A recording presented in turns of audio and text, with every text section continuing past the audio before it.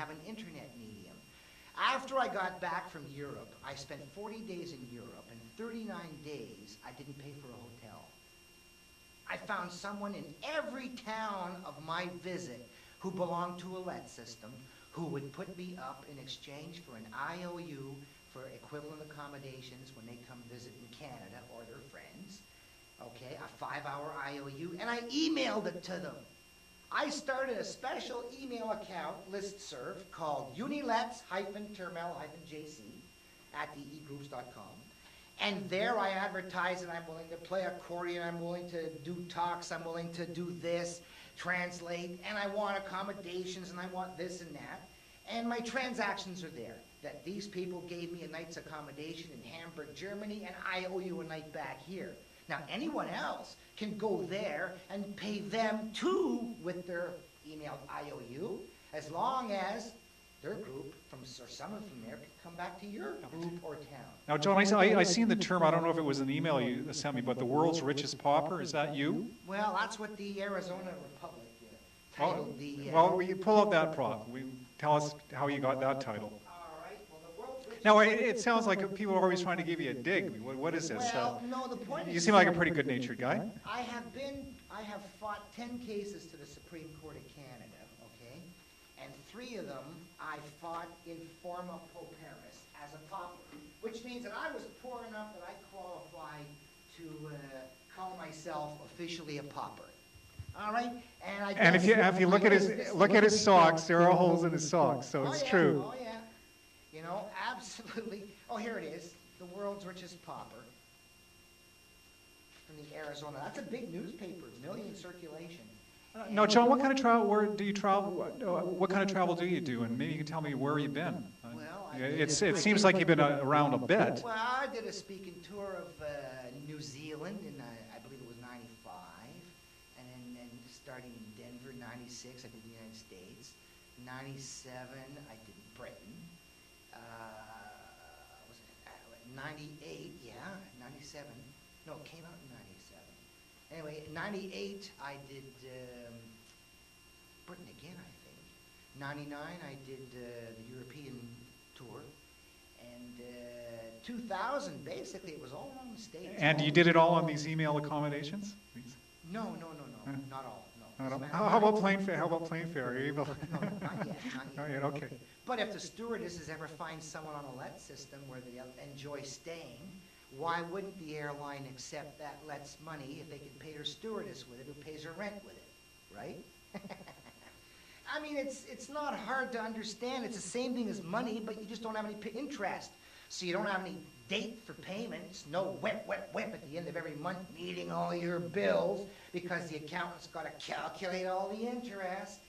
I mean, taxation will be so simple. Right now, just imagine a poker game where after every pot, everybody runs to the cashier and they write down what happened, how much it was. I was down 5, I was up 10, I was down 5. And then they run back to the table, play another hand, run to the cashier, record it all, instead of using poker chips. Pretty stupid, right?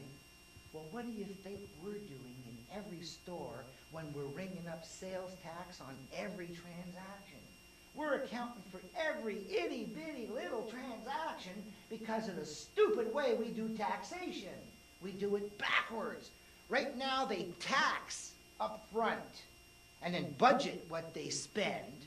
When King Henry didn't use old money to tax, he created new tallies and then taxed it back at the end of the year. No interest. Okay, John, what I'd like you to do is if I can get you to give a plug for Pepper Scott, and we'll just start, if you could just look into the camera to say this is J.C. Termel, the money engineer, and you're tuned into Pepper Scott. Okay, this is John C.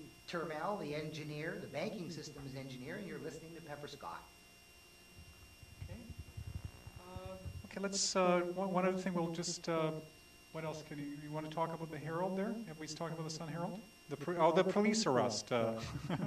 We've got a felon in our midst here. Oh, the Sun Herald there. I see police. Oh, or is that not you? Oh yeah, that's me. But that's no, it's not an arrest. That's okay. That's the poker cards. Okay, yeah. I was in Biloxi, Mississippi, and I did a press conference at the casino about lets. Okay, and let's see what else. This was in Finland. So that was a good, this is the Helsinki let system. Those are 4 girls from the Helsinki lets in that picture at the top. Me at the bottom with the poker chips in one hand and the computerized lets smart card in the other.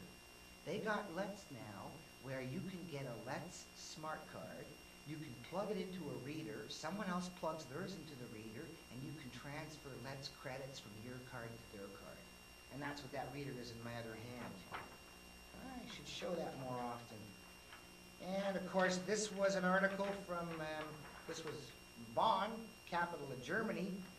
They just loved it. They got 300 Letzes in Germany. Tauschrings, they call them. You ever been arrested? Yeah, I've been arrested a good half dozen times for gambling. Well, I was trying to legalize gambling, remember? And I had to get busted to do that. I had to run games, tell the police about it, and then they would come down, check it out, and raid me. And I guess I can show you a few gambling press clippings. As a matter of fact, though, what's interesting about my case was in 1989, ta-da, 6 face charges in gambling raid, judge dismisses gambling charges. I found a way of running blackjack legally. Well, next thing you know, first casino in Quebec. Actually, I should have stayed in Ontario, okay? Quebec, they did it in French, changed the rules on me, and so that, you know, the city weren't happy about me opening a casino on downtown Main Street, you know, with all the big lights, and finally they did raid, and I went to court, and they reinterpreted the law, and this judge found me guilty instead of acquitted, and so they could draw little caricatures of me behind bars saying, gee, now I can only play solitaire. Did you do any hard time for that, or? Yeah, I did a month. So I went back to Ontario, and next thing you know, they're not bothering me. I start growing. Next thing you know, I got 10 tables, then 15, then 28 tables. And now I'm opening in 3 more towns, Toronto, Brockville, Niagara Falls. I got newspaper ads, you know. I got a Casino Cascar at the racetrack, Casino Terminal Cascar. You know, front page story in the Ottawa Citizen, the mayor screaming, how come Turmel can run and we can't get a license? She wanted a casino for Ottawa, and I was running one, she was complaining, and 2 days later, bam, they busted me. Now, they shouldn't have been able to bust me in the same jurisdiction as the judges who had acquitted me, because I did nothing different. And that concept is called autrefois acquis in the law. Already acquitted.